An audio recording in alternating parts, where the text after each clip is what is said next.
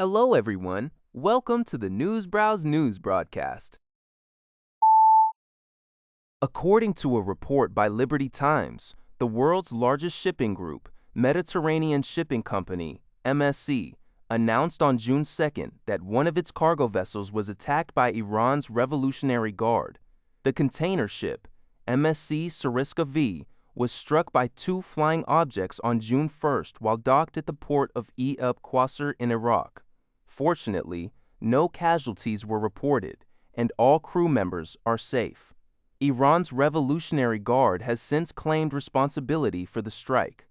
In an official statement, MSC strongly emphasized that the MSC Sariska V is a neutral commercial transport vessel with absolutely no connections to either the United States or Israel.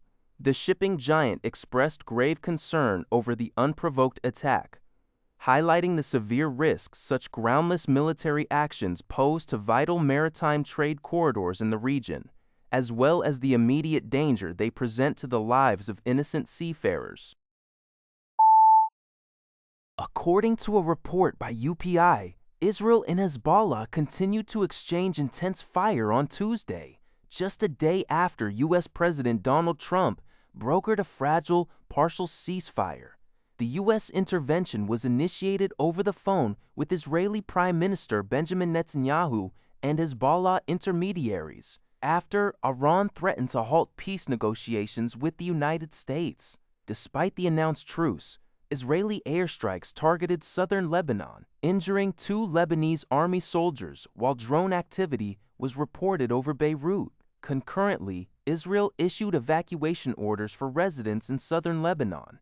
In response, Hezbollah engaged Israeli forces near the border and fired projectiles into northern Israel, which were intercepted by Israeli defense systems.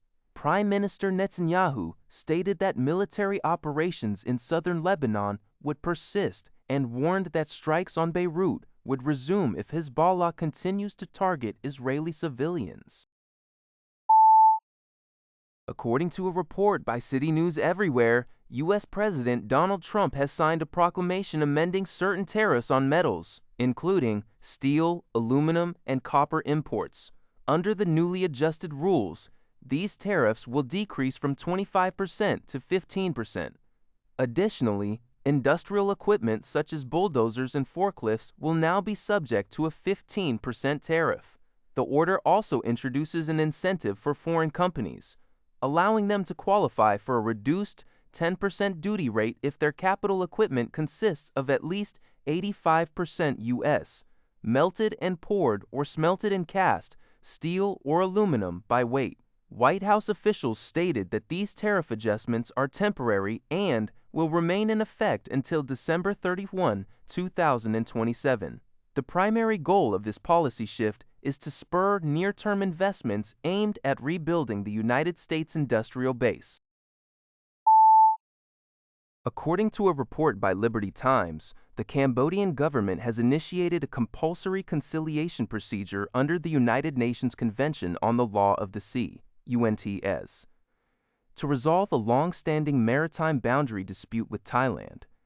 This rare move aims to clear the way for joint energy exploration in a 27,000 square kilometer overlapping claims area in the Gulf of Thailand.